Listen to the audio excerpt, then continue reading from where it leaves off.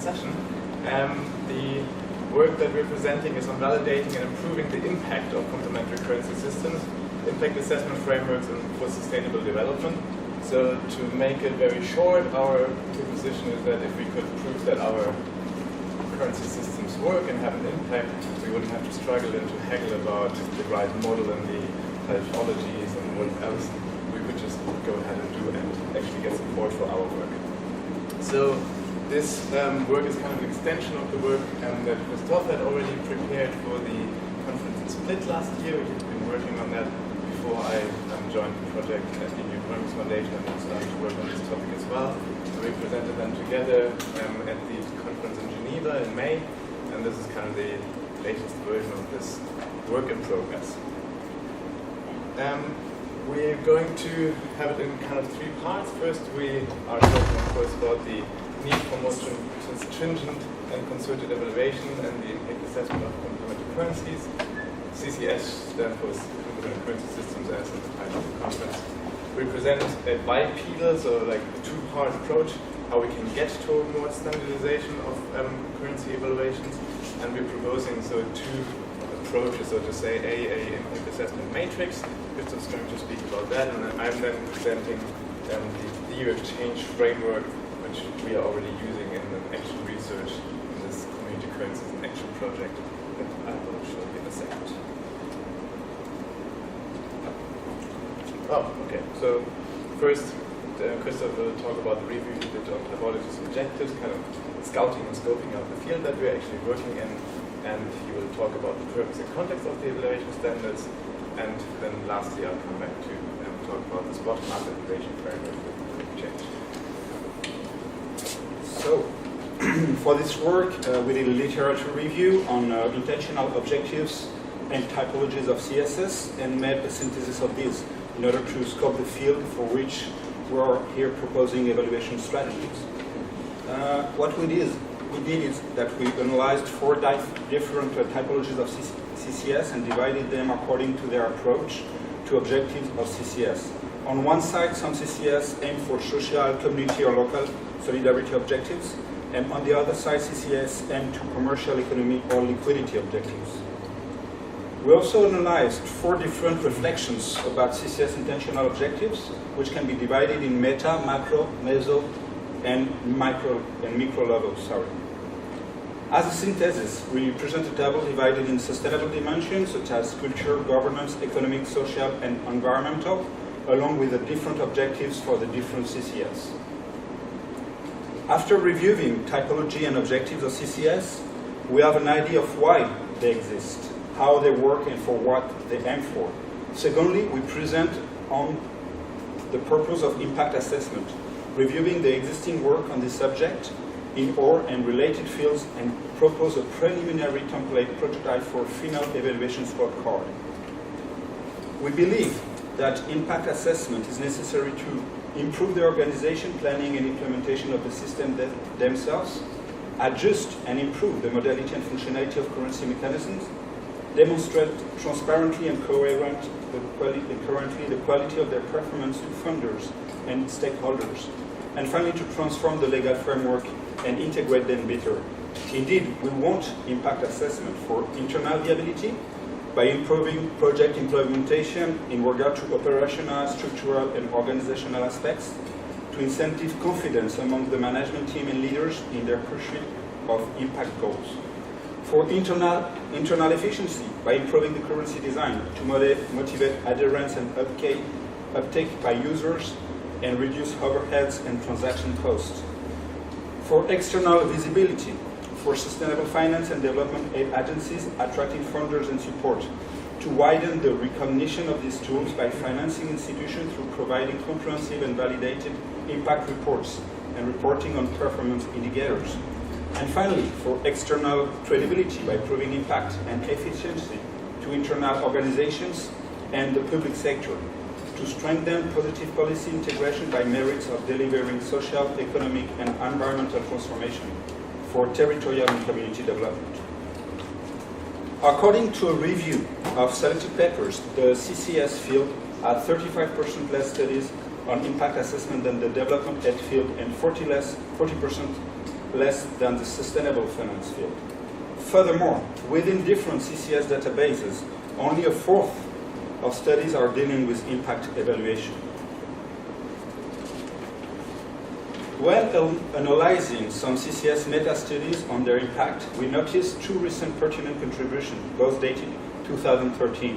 One made by Gilles Seffon and Noël Longhurst, the other by Christopher Dittmer in 2013.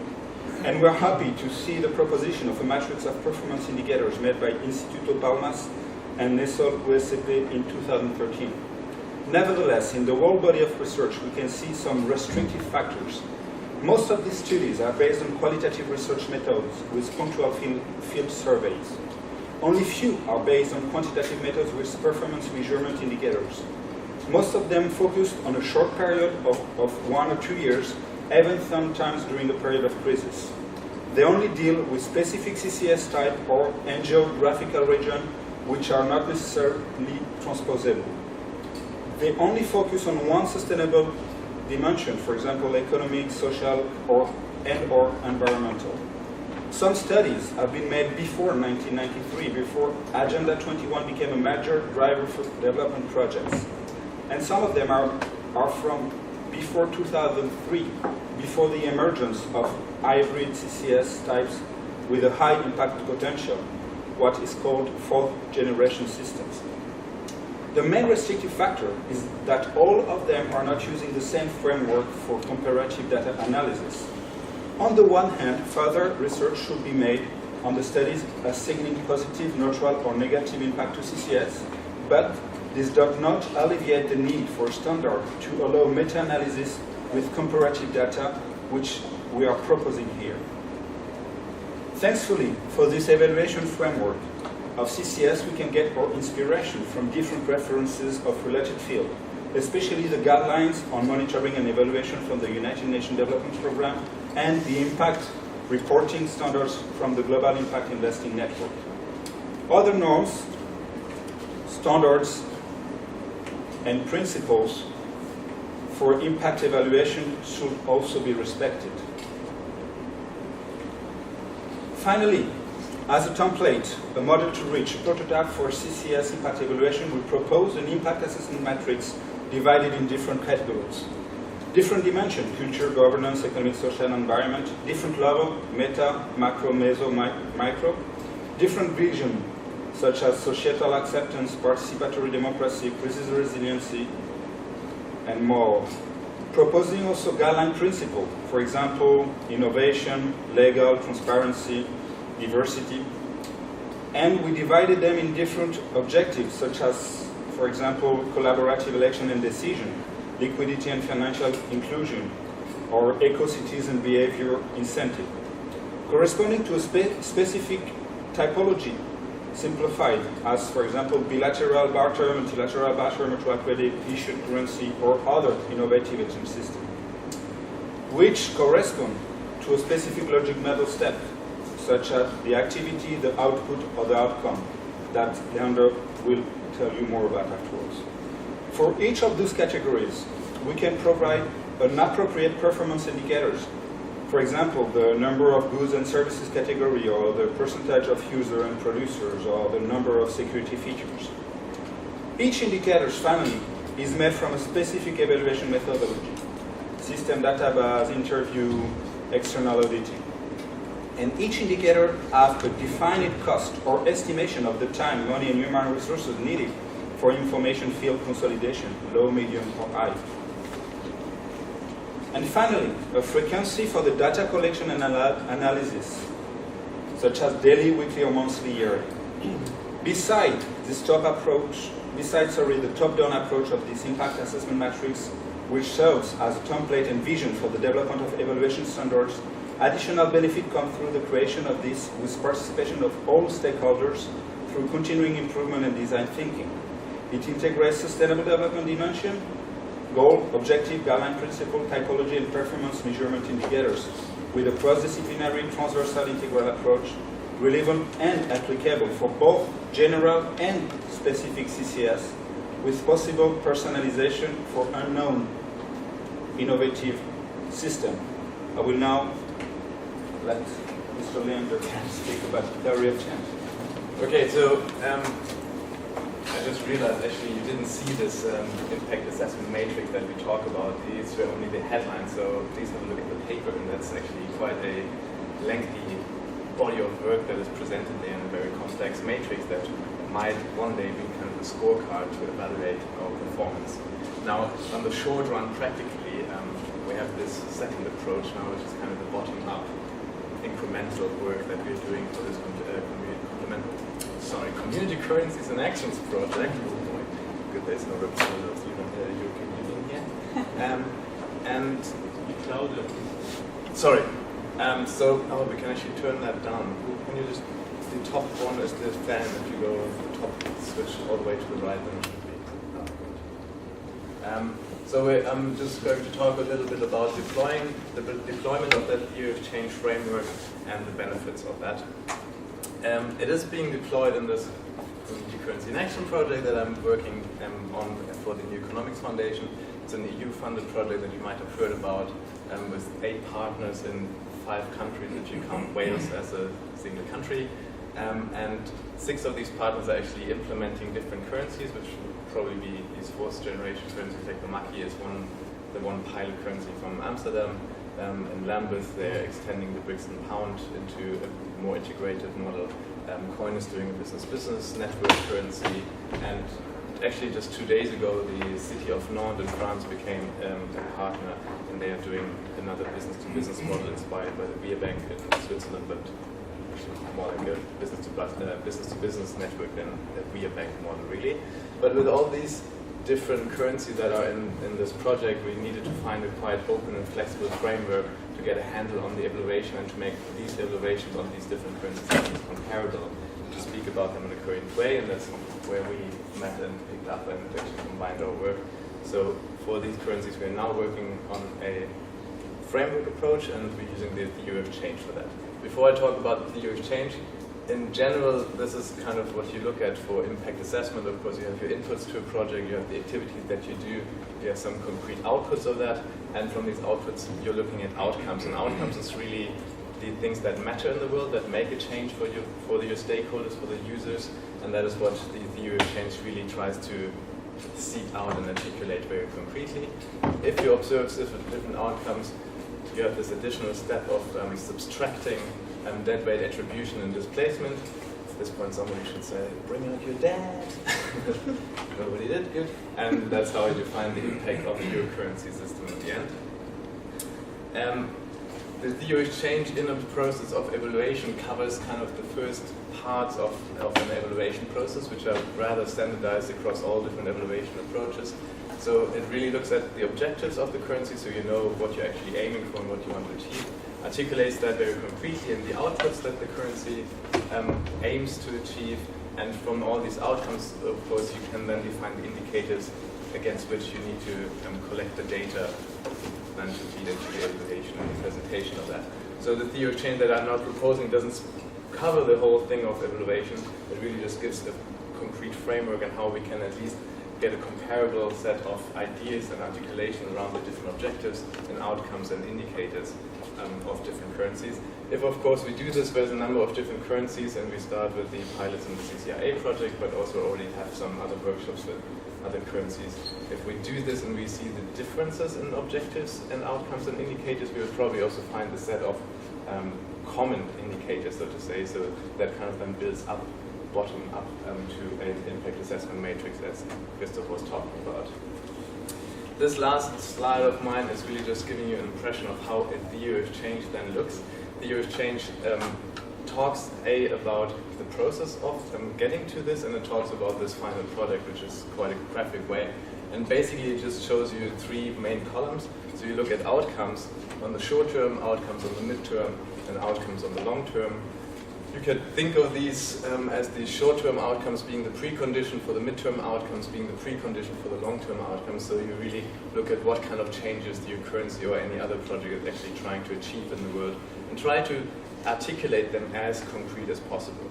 We do this in multi-stakeholder workshops, where we actually invite, if possible, all the different stakeholders of a currency into one room. So really the makers of it, the issuers, the users, the funders, the people affected by it, like policymakers or even just the redemption part of the businesses, to really get the most diverse possible picture about this currency and the impact this has on the world.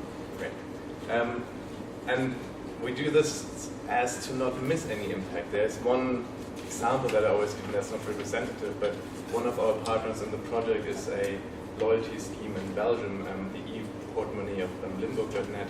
They would say that they are an environmental currency, so we would measure if they actually achieve to reduce waste in that municipality. On the other hand, if you talk to the people who use that day to day in the municipalities, the what do you call them, not the social worker, but the people who work in the administration of the municipalities, if you ask them what is this currency good for, they actually say that's excellent in terms of constituency engagement. We get to see people that we would never see else in our office, and we know how they are and what's going on there. So there's other dimensions to that currency where it has an impact, which is of course interesting to look at and to prove. So once we build this picture with all these stakeholders together, then we structure that and we bring it back together and draw out all these different outcomes in a logic way. And then the last step would really be to look at all these single blocks and ask what kind of indicator could actually measure if this outcome was achieved or not. And that's what you're going to evaluate it then again. Theory of change approach, this framework has a number of different benefits. It is of course always part or mostly part of any other evaluation process, so it is really a step into the evaluation direction, or it can stand as a standalone project. In this sense, it is very applicable at all the different stages of the life cycle of a currency. You can use it at a very early stage, and we have a few partners in the project that are really just in the inception phase or starting to launch. You can use the theory of change there as a strategy planning tool. If you know what kind of outcomes you want to achieve, then you know what kind of program you have to run or how you have to tweak a currency or what else you have to do to actually make that happen. If you're in a later stage, you really use it as a backwards looking pure evaluation tool, and you just describe what you achieve in which way. As a standalone project, it's really useful, we think, for communications about currencies. We might have seen these 2 days that there's a number of different languages used, different typologies, different ways to talk about it, different ways to say what a currency actually is. If you get it really down to the outcomes, you can much easier really say what you're doing here if you're doing a currency that doesn't say much to anybody.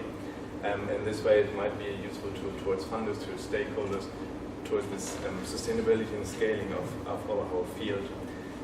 I already talked about the compatibility with different stakeholder contexts. So if you're just a single entrepreneur doing the currency and throwing it out in the market, you can determine your theory of change by yourself. But if you're a complex project with many stakeholders, public engagement, funders, you can actually bring them all together into that framework, and you don't have to propose an impact that you are measured against. It's, as a facilitation method or a process, really open towards different settings. So we actually just did that with the Maki in Amsterdam. Lotte presented on that in the session before, where we actually trained her and her colleague to run this workshop herself. So it's quite an easy framework where people can really just start doing that themselves if they're a grassroots organization or don't have a professional evaluator coming in. But it is, as I said, also a tool used by professional evaluators and agencies. So it's really flexible in that sense. I already said it's valuable as a standalone product or as part of a bigger process. And we think it's really a necessary cornerstone for an incremental approach towards a more standardized evaluation process, so we can talk really about our impact and compare. I think I might have said all these things. Just to review, yes, we say it's important that we do evaluation. We have 2 ways to get there. That's the matrix that serves as a template, and the theory of change to get there bottom up. And we just wanted to quickly acknowledge our funders' offices and our collaborators. So that's Susan Steed and Natalie Nichols, who work with me at the New Economics Foundation. And I would like to thank Professor Andrea Baranzini, Professor of Political and Environmental Economics, and Professor Manuel Frania, Professor of Service Engineering and Management of the Geneva School of Business Administration. Thank you for your attention, and if you have any questions. So we have about 5 minutes, so go ahead. You write first and then Shannon. Do you have any idea how resource intensive it might be to provide this, the matrix, the toolkit you're developing?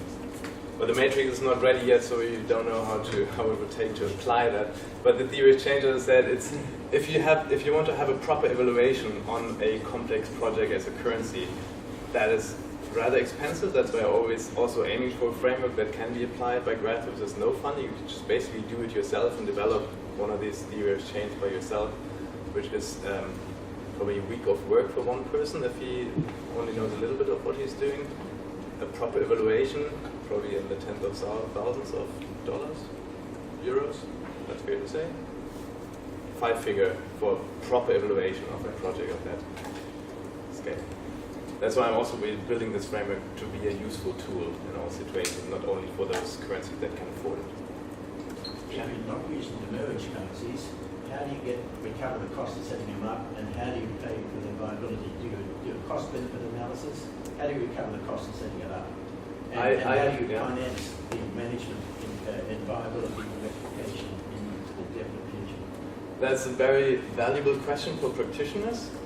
I'm not concerned with that as an evaluator. How do you evaluate that? Well, we recognize that most of these projects actually require funding, so we're evaluating for them to actually prove that they have an impact for their funders. For example, if it was a self-flying thing and nobody ever did an evaluation of a business-to-business currency that is a for-profit endeavor, they don't have the need for that. You definitely need evaluation, as Christoph showed, if you have to make a point to somebody, show what additional value you're creating if you're not a for-profit thing.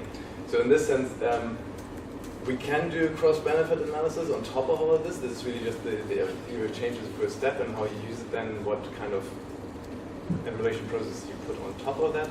That's up to the system you are, but yes, we're not really concerned with implementation here. We are helping them in a way as a communication tool, but that is kind of separating this out into research and implementation. Any other questions? Are you also intending to look to commercial complementary currencies, like barter organizations? As I just explained, I'm not quite sure if they have the same need, because if they make a profit, they don't have to prove it. If they're successful in the market, they don't have to prove it. But we do keep that open enough so that they could use the same tools, and we want to apply to them. If they want that themselves and approach us on that, that is, well, we'll see. Of course, if they're not purely economic and for profit, but want to show that they have different approaches. So actually, it's actually a curious case, because the pilot of Coin will be what they call a cooperative barter.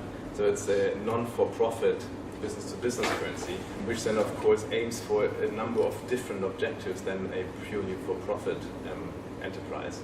And they will use that to show how they are different. And especially if they aim to sustainable development goals, or either share some social and solidarity economy values. Well, this morning I have given my presentation on the marketing of complementary currencies. And the point is that we have, on implementing complementary currencies, we have to provide value for different stakeholders. So it is so for small businesses, we have to show a series of values for consumers, a series of other values, maybe for city councils, for regional governments, for foundations, and so on. Maybe some local credit unions, and so on. So, the evaluation should be the evaluation should be based on how much those values have been achieved by those complementary currencies, and then. And that's why I would say invite all these different stakeholders into the process. And in some cases, you actually separate these out by saying this block talks about this kind of stakeholder. These are the small business that you engage. These are your users. These are your founders. And you have a different theory of change, a different journey of change for all of these. And yes, in terms of marketing, that's why I'm saying this is a really good communication or marketing tool to actually say, well, engage your users better and more. And the same also for the impact assessment matrix. The idea is to integrate the stakeholders during the process, which start with the vision, the goal, the objective, and then the definition of the performance measurement indicators from the beginning. One last question? We've got one last. Sorry, 30 seconds. yeah. Yeah, go ahead. I was just interested if lots of people community currencies do use this. Have you got a long-term plan for pulling that data and making comparisons? That is the long-term plan. We don't have a mandate for that yet or funding for that, but that's why we're keeping the framework open. And in the community currency project, we're producing a number of toolkits that then, of course, will be published and up for grabs, so to say. We are already engaging with a few currencies that are outside the project that Crystal Pound, for example, asked us to come in to try that out on as many different currencies as possible to see how it can be improved and how it's valuable for different approaches. So you're happy to talk to you again? Yeah. That's all we have time for the moment. We can save questions if we have time afterward. So let's listen.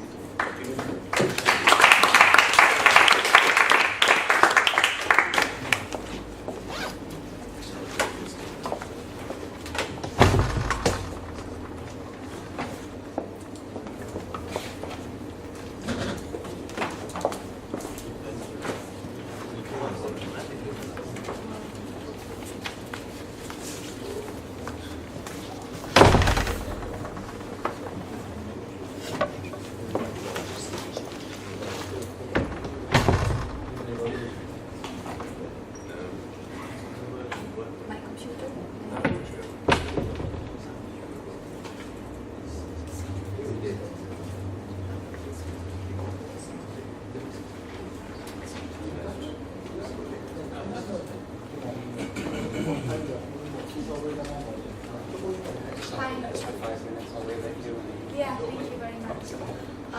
My name is Irene. I'm living in Greece and I do my research there. So I'm going to present findings from me collecting the price data from the open bazaars of the network of the parallel currency that exists in the Chania city. Chania is a city of 100,000 people, about 100,000 people in the northwest coast of the island of Crete. It's the big island in the south of Greece. So it is a network that has been established in autumn 2011. It holds open markets, which we call bazaars, every other Sunday. They have as a currency,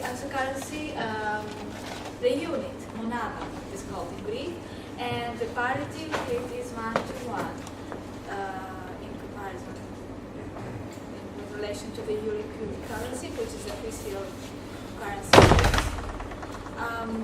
There is a free pricing policy, which means that anyone is able to price its own products and services as she or he wishes and negotiate the prices with the other members. We have 800 registered members till now, but the active members are about half of this number.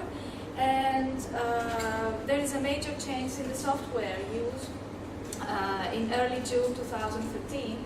So the paper coincided with the end of the old software, and because I know this because the software we used did not permit any pricing that goes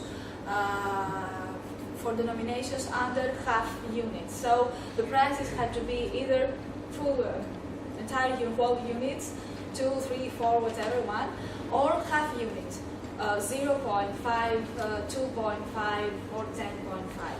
So this was important for the people in the scheme to price, to make decisions and price their offerings.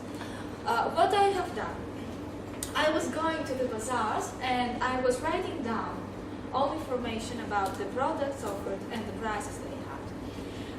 I have not used for this paper data about prices I have from the network online forum where people offer or negotiate prices there. And I have not used other data I have from observation or for services which are usually not offered in the bazaar. There are several issues about the quantity, how to measure quantity of the goods they are offered, because people there we don't have any authority or we don't have any arrangement to measure quantity and have a certification about quantity. If someone says this is 1 kilo, it is 1 kilo. I can tell, of course, that in random checks I have done about quantity, people usually say less than the quantity they offer, which is very interesting. It is called generous measures, and it has been very. I have found literature on this concerning medieval times, not modern times, but maybe it exists even today. We have the technical limits to pricing, which I already mentioned, and the data I have originating 22 bazaars I have attended personally, and I have written down the prices. And so I'm going to show you graphs of 10 types of goods. There are many goods in the bazaars, but I opted to present just 10 of them to show some major trends in the bazaar. First, lemons. Lemons are very useful in Greek cuisine because we use it for everything. It's not only for juice. It is used in salads, in food preparation, in many recipes, and in sweet preparation, and also it can be a sweet itself. So we see that we have regularly lemons with some seasonality related to the seasonal production of lemons, and we see that prices have a tendency to fall. In case we don't see any product at a certain date, it means that there were no lemons at that bazaar. So the second is oranges. Oranges are also seasonal, more seasonal than lemons. And we also can see that we have, let's say, oranges that are one unit per kilo, and oranges that are half unit per kilo or even less. So we can see even this seasonality, and we know that during summers it's not easy to have oranges. Supermarkets have oranges, of course, but they are kept in big refrigerators. The scheme members cannot have this means of production to be able to offer fruit which are not of the season. These are the prices of the eggs. We see that the first bazaars, I have attended one bazaar before 29th of January, 2 bazaars, but I had not written down any prices, or I cannot tell about before this date, 29th of January of 2012. We see this trend, which means that in the first bazaars there are many products, and then we don't have the same product for a long time, and when it appears, it's very sporadic, it's random actually, even if the prices are low. So this trend continues again, more or less, with wine and olive oil. Olive oil actually is also wine and olive oil. All those products are produced in the area of Chania, even in the city, but in the areas around the city. But we see that they don't appear regularly in the bazaars. And even in the previous products, we see that it doesn't help even if the price goes down. So I have many questions why those products don't appear again. Same case with the price of honey. The high price we see of 15 units per kilo is about certified organic honey. So it's a very good price for certified organic honey. The first prices are for organic honey, which has not been certified. So the producer, who has not paid some thousands of euros to get the certification, the organic certification, can offer the same product at lower prices. However, we don't see anymore any honey producers at the bazaar. However, fruit jams are a success in the exchange network. We find them regularly, and as time goes by, we find more types of jam. We have a variety of fruit jams, and actually we see that as time goes by, we can also find jams which are much cheaper than the initial price. So we have variety increases, prices decrease, and it is a regular product. There is some the high prices usually are related to very rare fruit. For example, if you have to have blackcurrants or fruit that are very rare or very seasonal, then they might require a long time of preparation, so prices are high. Usually, people are using fruit of the season, and they don't buy from the market, the mainstream market. So it depends on the local season, which fruit is available and at what price, or how easy it is to get this fruit, because sometimes you need to go to the mountains and find the fruit to prepare the jam. And we have handmade soap, of course. Unfortunately, it shows the same trend as olive oil, honey, or olive oil or honey, or what else? It was wine. Yeah. Although it is everywhere in Hania. And of course it's organic soap. And it is same also to see prices going down, but the producers not coming anymore at the bazaar. Of course, we have a lot of used stuff, not only shoes or toys or books, and of course we have a lot of clothes. So I picked up used shoes for adults, and the next graph is used clothes for women. So we see that used shoes for adults have been very, or more or less regular in the bazaars. Prices are varied. I cannot trace, or maybe it exists, but I cannot trace any seasonality, as I can suppose it exists in the clothes, because we see that in the, during times of change, after change of season, because we have 4 seasons in Crete, after change of season, we see more prices, more clothes. I have not counted the volume of clothes, but there are many. And of course, they have very high prices, which amount to 50 units, usually refer to very expensive clothes, like leather coats or very good quality winter clothes, etc. So you can find any price concerning clothes, and it can be one unit or 5 units. It's not only related to the quality, but also to the intention of the seller. Some just want to get rid of the clothes, of the stuff they have in their closet. Some others want just to get some money out of the money they invested in the clothes some time ago. And some main trends from the data we have just seen. First, we see that some primary products which are produced regularly in the area are not regularly available at the open markets, which is weird. On the one hand, one could say that people can find those same products anywhere, or they can produce them themselves, so they don't buy, and the producers don't find it remunerating to participate in the bazaar. On the other hand, it's worrying not to have food producers in the bazaars. There is a strong divide between industrial goods produced in other regions or continents and primary goods produced locally.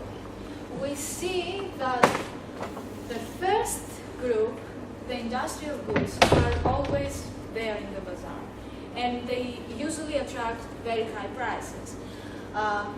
So this creates many questions on which products are we really helping with the parallel currency, and what rules would we need to support local producers, because that's one of the aims of the scheme. Of course, we have a great variety in prices, and variety in prices exists, of course, in products that appear regularly in the bazaar. We don't have variety in prices in honey or in soap. And of course it means that the divide we see affects even this aspect of the local scheme. We have seen that prices for some goods are falling through time. However, I cannot be sure whether this is positive or negative. If we have producers who decrease their prices and come to the bazaar and feel they cannot sell, that means that even a low price doesn't help, no, the seller, nor the seller, or neither the seller nor the buyer. Which means that the seller at some point will not have any incentive to come if she doesn't have their products disposed. And there is some seasonality in availability and price levels. It is normal, or it was expected for agricultural goods, but it seems that it exceeds to some extent for used stuff as well. Well, the paper will be, I have sent the paper to the organizers, so it will be available online. And all my papers, and this one, of course, will be posted on those online accounts. And there will be also a blog, because I have recently finished my PhD, last December, and I had some blogs for my PhD dissertation. Now I'm going to create a new one for my postdoctoral research. In case there are any questions, I'll be glad to answer.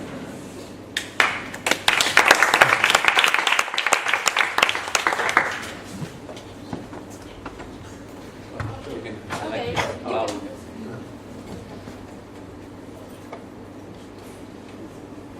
Well, it's up to you. Okay.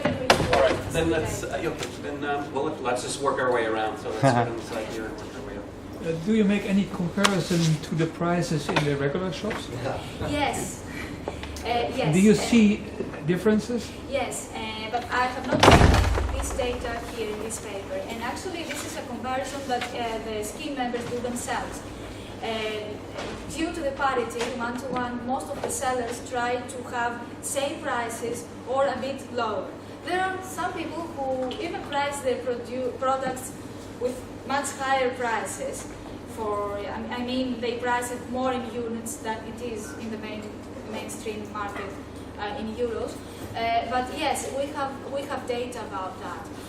Yes, most prices are quite near the market price, which creates a very peculiar situation.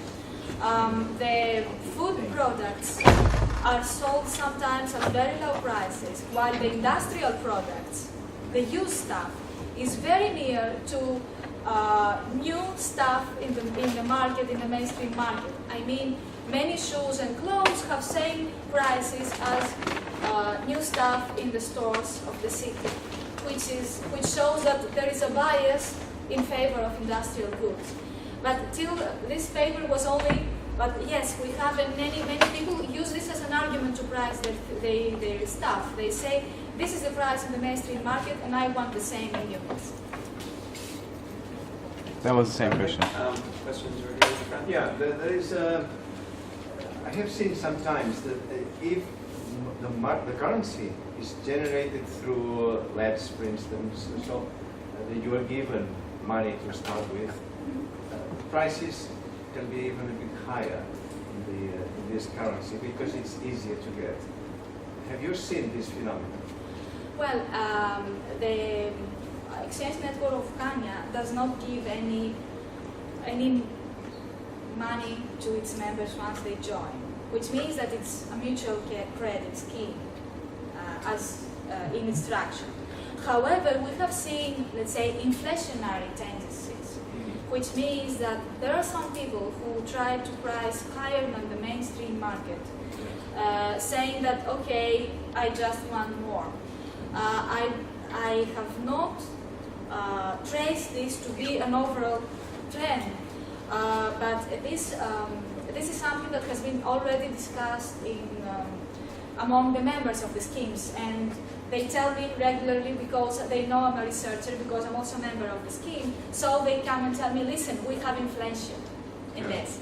However, we can see from the jump prices, or let's say the olive oil prices, are very good prices compared to the mainstream. So there are people who also give lower prices, and some do this intentionally to deflate the currency.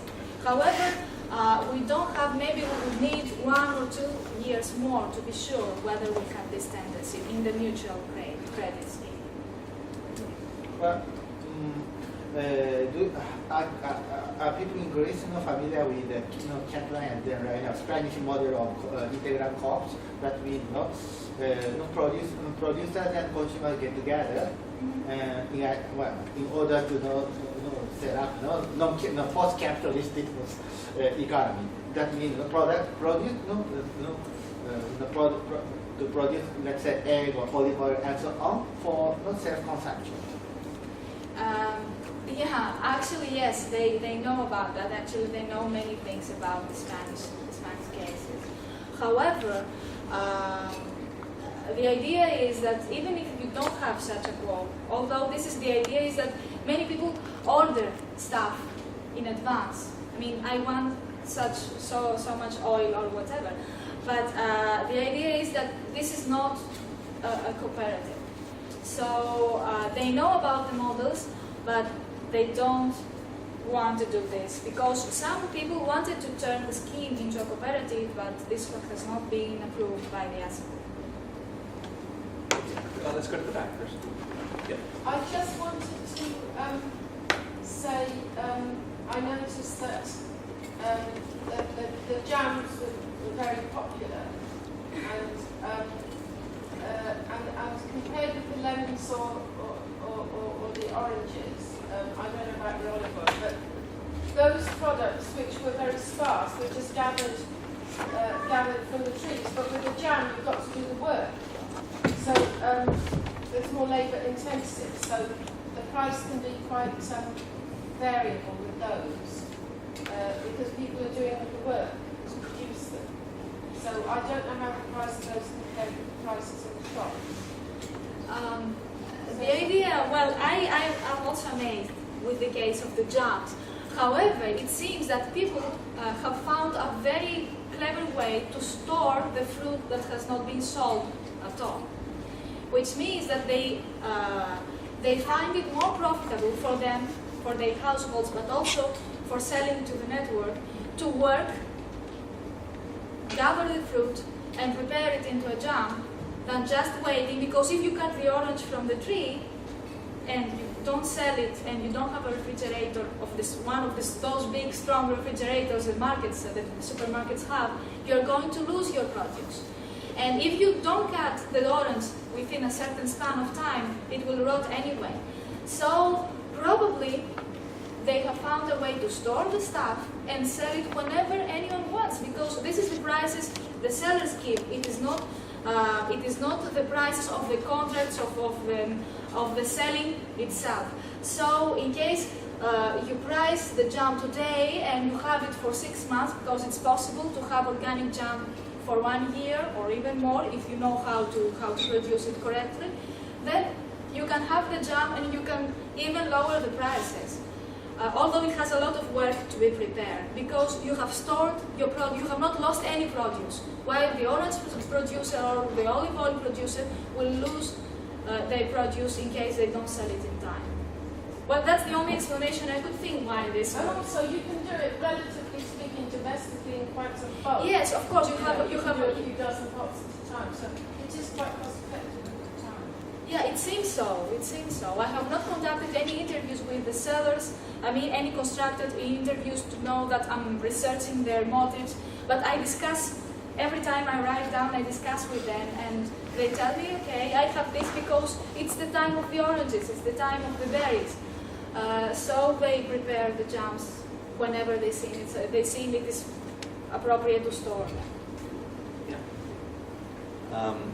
In this research paper, I'd like to ask you, what is the main conclusion or suggestion from your observed data of varying prices? So are you suggesting that there is a tendency for the competition to increase among the members or between the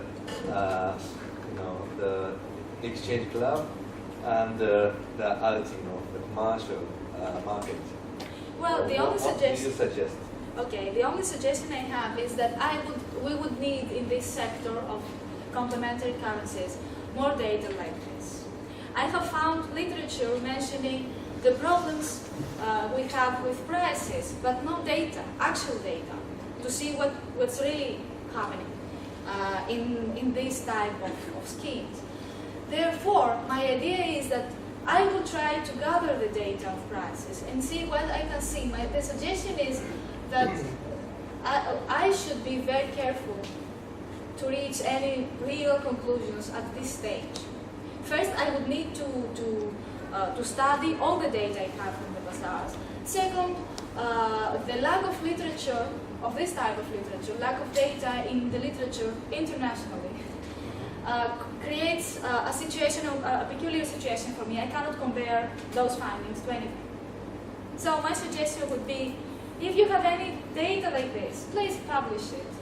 Yes, but, because otherwise there is no conclusion. This is a very specific case, a city in an island of Greece, and that's it. I cannot say more than that, and I have no suggestion apart from more research like this.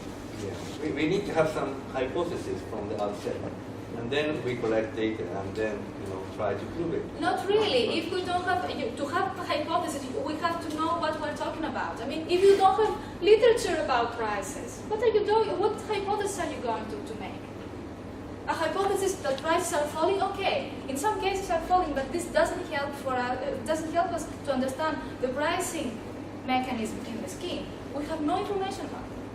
That's my problem. So I agree with you. I would love to have a hypothesis, but how? We have time for about 2 more questions, so let me go back first.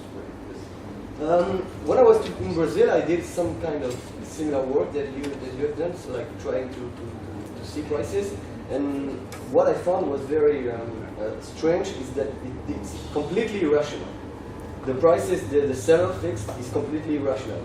The same day you can sell the same product for 4 different prices. So did you make average of those prices? No.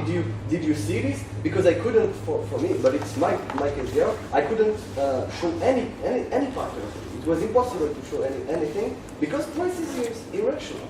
There is the pace of the clients that will tell the price. Well, if we are really working in the complementary currency sector, all mainstream economists say that this economy we study is irrational in its entirety, and we are irrational for studying this type of economy. So I take all scheme members as rational, and I also take their prices as rational. So the idea was to gather the prices. Wherever you see many prices, let's say in 5th of August of 2012, we have 4 different prices for fruit jam. So I have not used the average, not to miss the information that we have at least 4 types of jam and 4 different prices. I think they have their rationality. We don't know the rationality because we don't have research on this. To dismiss pricing as irrational without even put it in a row and see what's happening, I think it is what mainstream economists do. I think that we should first research heavily on this and then say, okay, it's irrational. I don't understand how it's happening. But till now, we don't have data to decide about rationality. No, but if you talk to the seller... Yeah, we're going to need to move one last question here, and then we'll have to move to the next presenter. Yes. It's not to go on the discussion. I think you can actually, yes, gather many data on pricing and so on, but it doesn't make sense if you don't try to compare them maybe on a more global way and compare their evolution, their fixing to the first question, which was the euro prices of the same or almost the same. And finally, I think that what would be very interesting in this case would be not to wonder about rationality or irrationality. I think it's not the question, but what are the motives for the people when they do something? I mean, when they buy fruit jam in the bazaar or when they buy fruit jam in the supermarket. What made them choose to buy this on the bazaar? And maybe this is a matter of relative prices between the supermarket and the bazaar. And so you've got, I think there is 2 ways in order to try to understand this. One way is to get prices, series of prices, and compare. Another is rather to build an ethnographic study, which means try not only already something interesting, of course, but not only gathering data on prices and quantities, but also asking people what they do, observing and so on, because this helps understand the way people act and so the use of the CCs. Well, I agree with you. However, there are some issues here. Okay, first, I have conducted an ethnographic study during my PhD research, which is good. I like ethnography. I love the anthropological methods, and I use them, and I still use them. However, it's one thing to talk about intentions. Yes, I'm solidary to the others. Yes, I want another economy. Yes, yes, yes, everything. And once it comes about prices, I mean, in the real selling, well, that's the price. So I like very much the good intentions that through ethnography are written down. But at the end, there are people who work to do something, and they're not paid well. This is the problem. This is a problem that appears and reappears in complementary currencies. And the problem is that once we focus too much on the mainstream economy and compare with mainstream economy only, we forget that we are building something else.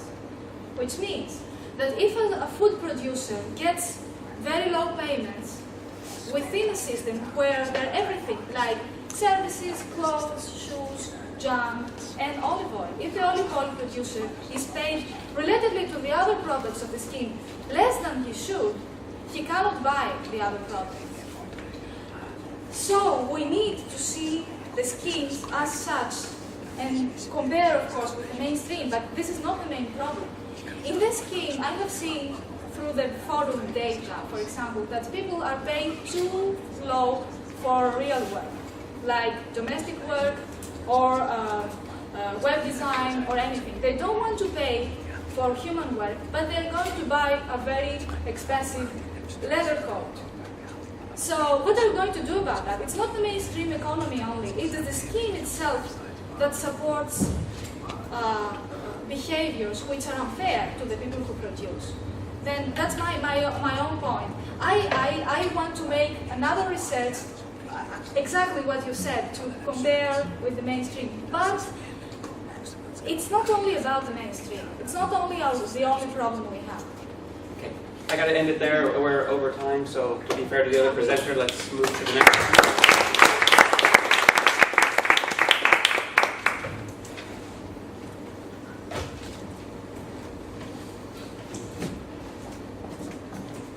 If we have further time afterward, we can continue these discussions.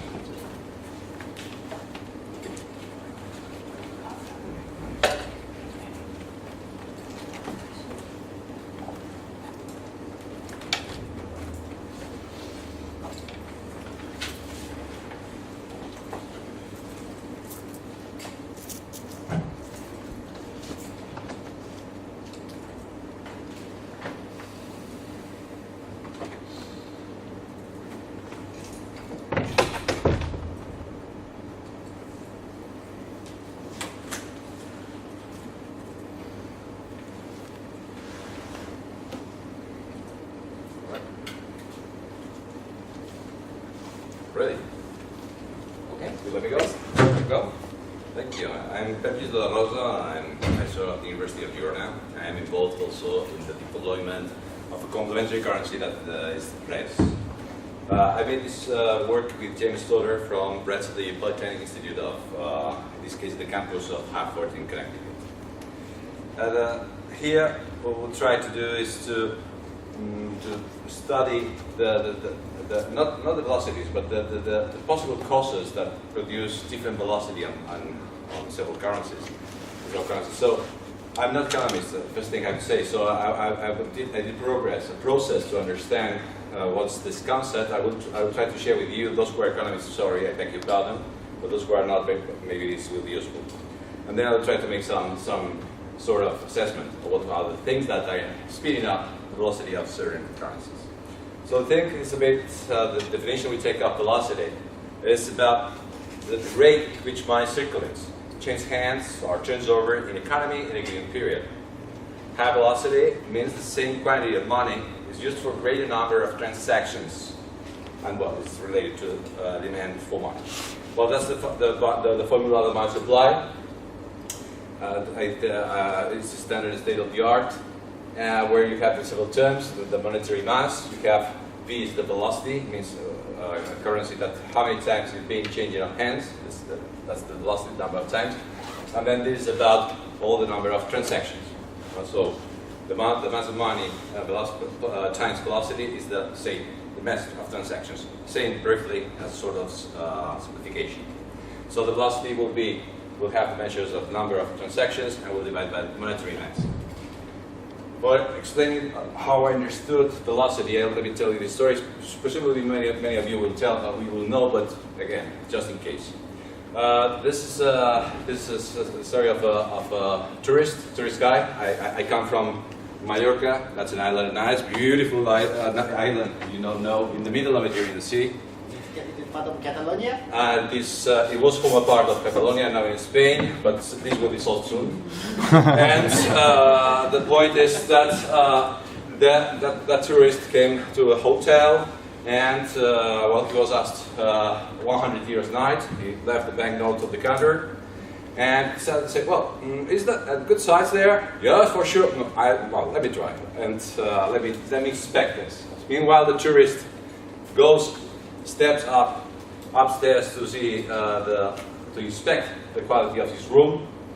The director of the hotel picked the 100 euros and went to pay a debt he had to the butchers. And the butchers, after that, took that 100 euros and rushed to pay to the farmers. And the farmers, "Oh, I have this new money," took advantage of it and went to pay the services of the prostitute of the village, which, of her turn, went to the hotel for paying some little debts of one night in the hotel. But she was in a hurry, and the director was not there because he was the first in line to go wandering around the village, paying debts. So she left the 100 euros note on the counter and left. And in the meanwhile, the tourist, after inspecting the room, decided that was not a room, was not a cave. Just went downstairs and said, "I quit this hotel." The director wasn't still there, so he realized there was the banknote on the counter. He took it out and just left. The result was that after all this, the debts of this village were all cancelled. So it happened that one banknote was used for paying debts, and this banknote turned 5 times, changed 5 times of hands. From the tourist to the director of the hotel to the butchers to the farmer to the prostitute, and the prostitute back to the hotel. So the thing is that this is an example of the velocity of a note changed hands 5 times. So this is a little bit the example. What does it mean, velocity? It means how many times it changes of hands. So this is again an example of tiny economy. We have a farmer that spends an economy with 500 euros of monetary mass, and the farmer spends 400 euros on tractor repair, and 100 other euros on bond bolts from mechanic. And the mechanic buys 500 euros in nuts or almonds from the farmer. The result is that there has been 1,000 euros in total transactions, that this mass of money of transactions divided by the monetary mass, this gives us a velocity of 2. So this will be a bit the method to calculate in every complementary currency what the velocity is. So, but then I will take also advantage to compare it to the velocity of the national currencies. As there are so many measures. Well, so many. At least there are 4 are the one which is used more commonly for comparing velocities of countries is M2. M2 is I will take the definition of euro. They are not the same all over the central bank, the central banks of all over the world, but anyway, it's more or less, say, comparable. With the currency in circulation, plus overnight deposits, plus deposits with an agreed maturity up to 2 years, and deposit redeemable at a period of notice up to 3 months. This is the consideration of M2. And using this in euros, I said it's not quite the same, not strictly the same, but comparable among countries. So here we have the measures of the velocities in the USA, Germany in euros, Switzerland, UK, Brazil, France in euros, from a measure in francs, Spain, and also Belgium. And well, as you can see, for example, in the case of USA velocity seems slowest. It might look strange, but in this, that's commonly known that the banknotes from the USA, the dollars, are used as reserves of, elsewhere in the world. So they are not accounted as transactions. Well, this money exists, but is not used for accounting the velocity regarding the gross domestic product of the United States. Well, so the thing, as I said, what happened is that the monetary mass, the M2, is been growing steadily in the last years, but the velocity of these economies, like the states of the European Union, is not growing steadily because now we are under we're feeling the effects of the crisis. The point is that we use M2 because to compare with the velocity of the complementary currencies, because this measure has some sort of similarities to the complementary currencies because they are not sophisticated instruments, monetary instruments.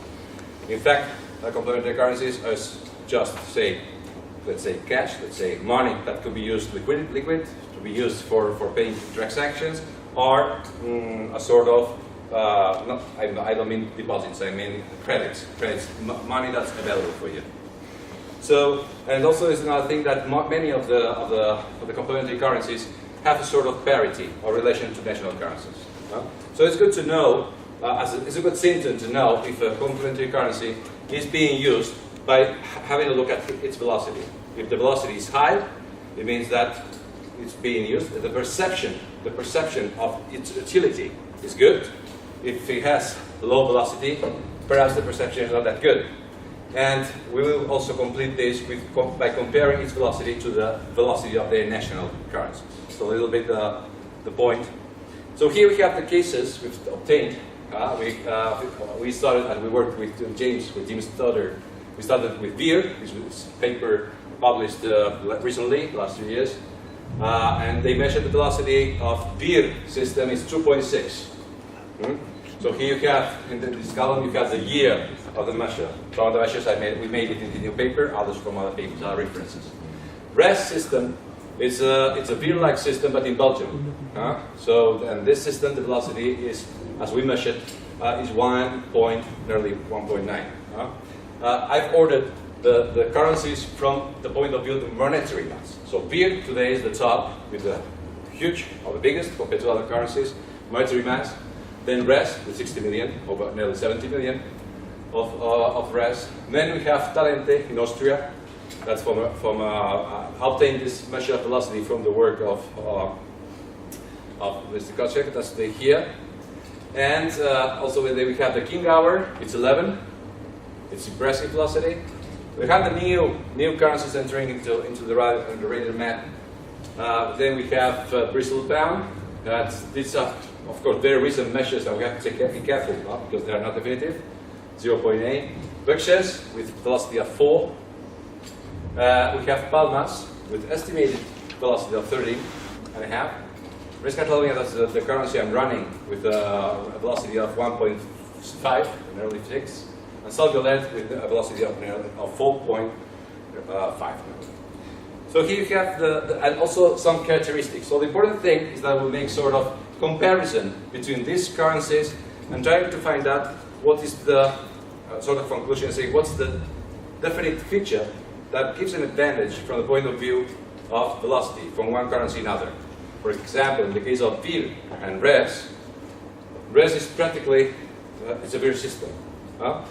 The difference in this case is that RES has no blended loans.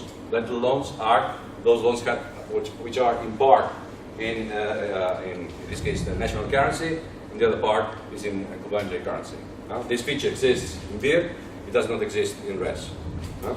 See, apart from this, there's no key relevant difference. Or you have other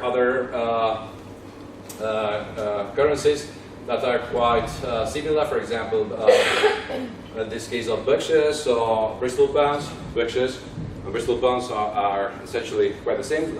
They work as a loyalty scheme for a region or for a city, and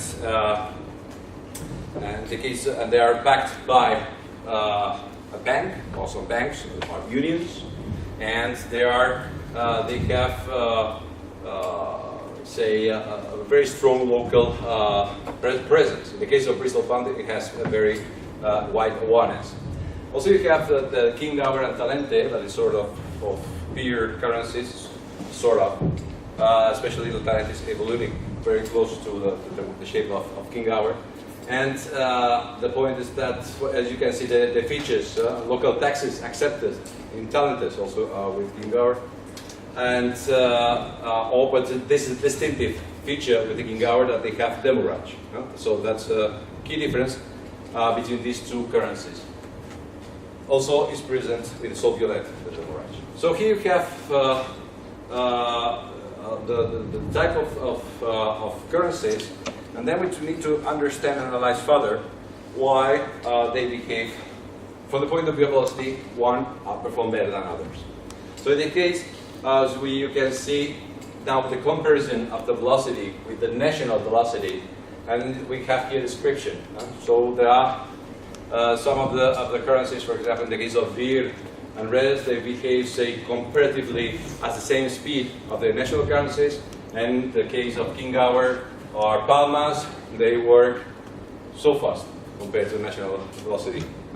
So this gives us also a sign as why they're so good at running this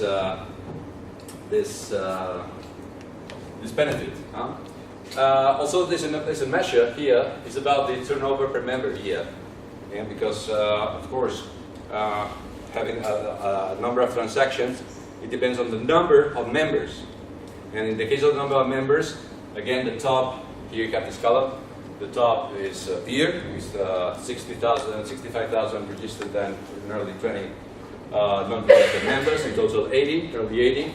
Or you have nearly 4,000 of RES, and then you have the other currencies that are smaller than 1,000 number of members. So you have here a clear category of, say, two currencies that are big and others that are not so big. And also, this will be a question is, what if the size mattered? If finally having a small velocity is only possible for small communities, and when you turn big, then this velocity turns to slow. Could be a possibility. So these are the things we need to go deeper, and this is all trying to make you a little bit of summary. How much time do you have? I shouldn't answer that because I knew you would say 5 minutes. So the thing is, so the point is, it seems that blended loans have positive impact in the velocity, with the method we used.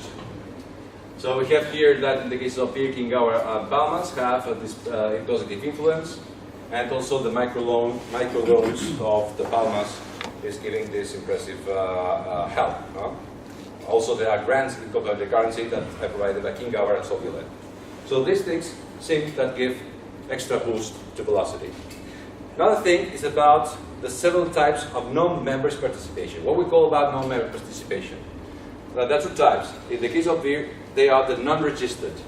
Non-registered members are those who are not strictly small and medium companies, are big companies. So these can trade with the organization, but they don't have full benefits of being of the membership.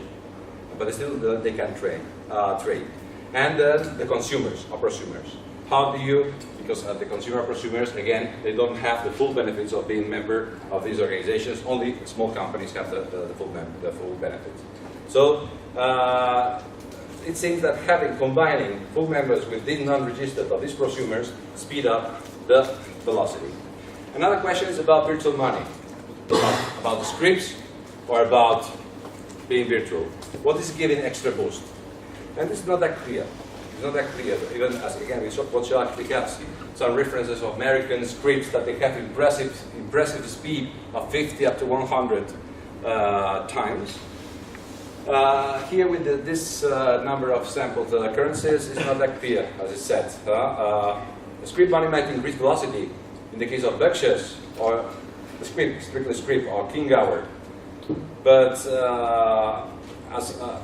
it may happen that the nodes as a group have high velocity than the purely virtual VIR and RES currencies. As I said, VIR and RES are only virtual. So it could have some positive influence having scripts, but it's not that clear from the results we have. High commissions. Is that commission reducing speed? Because from the table, we've seen that VIR and RES are those with the high commission, with the highest. And it could have negative impact. But also, King Hour have relatively high commission of 5%. When you sell it or you buy it at a loss of 5%, or even higher. So, again, it's not that clear that the commissions might reduce the velocity. Again, having the complementary currency being convertible to national currency, is that breaking the velocity? Is that stopping the velocity? We have no evidence of this, because in the case of Peplluis and King Hour, they applied this, and they are relatively high compared to the other currencies. Well, there are other, of course, demurrage. Demurrage seems clear that demurrage has positive impact. In the case of King Hour and Sotiropoulou, compared to their peers, they run really fast. That's clear. Huh? And in the case of also two things like paying percentage of wages of the staffers, those who are running the complementary currency, if this has any positive influence to the velocity, it seems so. It seems so. That is also some correlation of that. So, here. Of course, the thing is that we have so many features impacting with the velocity, and the difficulty is making the right comparison between peer currencies so that you can make out what's the clear distinction of everyone. Here, for example, in the case of King Hour, this is what happened with the velocity. So, and then my question was, what happened? What happened here? And so, a little bit, the answer was, and this provided me Andrea Caro from at that time they introduced the virtual currency. So introducing the virtual currency produced a speeding up effect, but then got deleted. So there are some questions about this. Of course, yes, anytime you have questions, we can talk about it. So the point is that there's no clear. These are preliminary results. Just getting, and I'm finishing.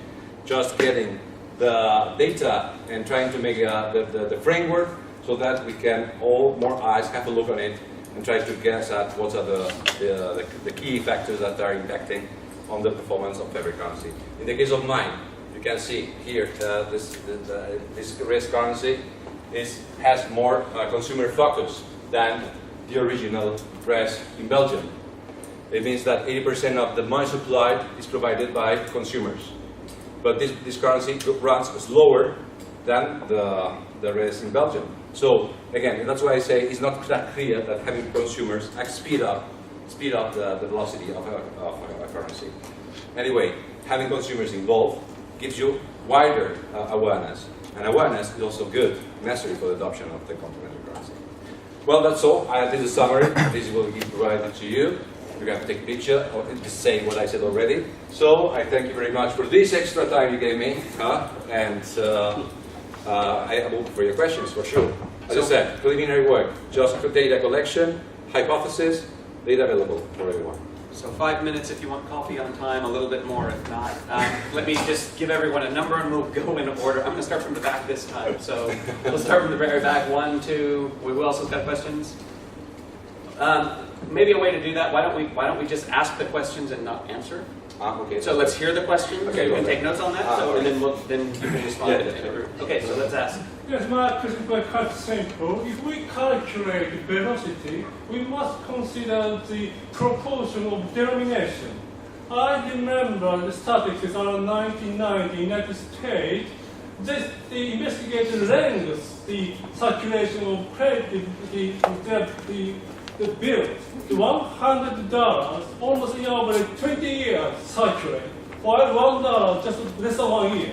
So the velocity, according to denomination, quite different. But obviously, we calculate just the total value. The national currency velocity almost biased to higher denomination. So we compare real velocity. We should adjust the proportion of the denomination. Yes. Yeah, that's good. That's a good suggestion. Okay, let's ask the next question here. I'm just wondering if we can compare, for example, national currencies and complementary currencies.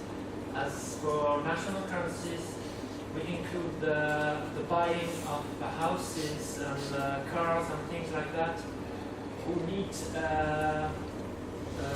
saving. So of course it slows down the velocity because of that. So You're right. and the complementary currency only you can only buy little things that don't need savings. So it's very important. Okay. Next question in the back, anywhere? One question is about the calculus and the comparison between national and complementary, because the calculus for national currencies is with GDP. Yes. But the calculus with complementary currencies seems to be with the turnover. Yes. It's not the same. There can be a major difference between global turnover and value added. Yes. And so, how do you address the question? Because it seems to me that it's a problem in comparing things directly like that. Right. Another thing is about causes and consequences in your previous slide. When trying to say velocity is as high as, I don't remember exactly all the items you had, but some were rather consequences maybe than causes of the high velocity.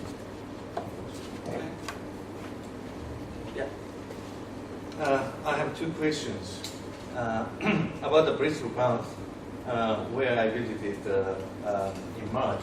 They have two kinds of paper money and electronic money, right? Right. The paper money doesn't have any information we can trace. So how can you calculate the overall velocities, or you just exclude the paper money? Because I saw the the velocity of the Bristol pound is very low. So I wonder if you can do it. That's fine. The second one is, your presentation is very interesting, but especially I think it's good to compare the time series, the trends. But I'm still conservative about comparison between the other types of currency, because they have different type of rules included, and traceability is different. So in my opinion, we should be a little bit more conservative about it. More questions? It's kind of an extension to the first question. If establishing how one paper currency is measured, and that you look at how different systems measure the velocity of different paper currencies, the spike you see in the Chiemgau, I always thought maybe they just changed the data collection method. Maybe they had more volunteers to ask shops, or I don't know how they actually got to this data. So any correlation that you see might be really confounded by methodological flaws in the data you're presenting. My last question is, how do you know the velocity of the M2 in the Eurozone? For example, for France or Germany, after 2001, we don't know how many cash currency is in France or in Germany, because it is not national anymore. So it is very difficult to have good figures of the M2 for Germany after 2001, and also for France and other countries. What is the basis for these data? 2 minutes and... All right. Just answering this about buying or savings or buying houses or things like this. In the case of beer, in the case of res, there are some. They have other others. They reach the size that there are already some apartments and some buys of some little house and some this type of things. With the smaller currencies, there is no. As you're right with this, and of course it's a matter of the size. So the largest is the complementary currency. This new type of transactions happen. So this, of course, there's a bias with the big and the smallest complementary currencies. This I agree with that, and is not corrected in the study. So there was no second. It's about how was the M2 measured on the GDP? Is that right? With Blanc. Yeah. But I can't remember the question. Sorry. The M2 and V. The problem is that when you calculate velocity, yes, you divide, generally speaking, one divides GDP per military mass. Yes. For complementary currencies, we don't have stats about data about GDP value. No, we have transactions. So yeah, this is a bias there. This is a bias there. This leads in a way to figures that are too high. Yeah, right. So this was qualitative. So I wouldn't. I made a comparison of the velocity of the one with the national, keeping some distance. So it was just a comment saying, look, it seemed that the velocity is comparable, or it goes somewhat faster or somewhat slower. But yeah, it's not conclusive. You're right with that. And about causes and consequences. So I will answer later on. So about how calculated with the scripts and Bristol pounds. This is a way. It's the same case of pictures. In the case of pictures, it's also scripts. But as they have unions at the bank, what I do have is the trace of how much money is coming out of the bank, converted into currency, and how much money is coming back. And with this, you have an estimate of the monetary exchange with the scripts, because we discovered that companies tend to change immediately whatever money they have. But how can you know about how many times of the transaction this is what I tell you during the That's why I'm answering you. That's why I'm answering you. We discovered that at the time we received the complementary currency, they rush and change it back into say national currency. So there is no peer-to-peer transaction in this currency. That's the hypothesis. The principal behavior is not peer-to-peer, but still, they go, they obtain, and this money is injected continuously, so that in the end, with the formula, it comes out with high spread. Your figure is the minimum one, right? So it could be bigger. But as I said, this is studied only 6 months' work, so it's quite unstable, this estimate. And that's why I say new. That these are two new currencies, and so results are not conclusive. And methodological aspects. Sorry. Sorry. It's a cross-sectional comparison rather than the time series comparison. Then the time series is not that possible for all currencies. No? In the case of beer, it's well documented. In the case of King Hour, it's well documented. Even with res, it's partly documented. And the others, actually, I have to pick here and there to find it. Or interviews. In the case of Berkshires or Bristol, I made that direct interview. Still no series with that. So sorry for that. Methodological issues. Can you please refresh me that? Well, I was just asking how these different schemes measure it. If it's always the case that the hypothesis that people don't actually have peer-to-peer transaction but just buy it and redeem it immediately, then okay, that could be the same in Berkshires and in Chiemgau. Correct. All right. And then we lost it.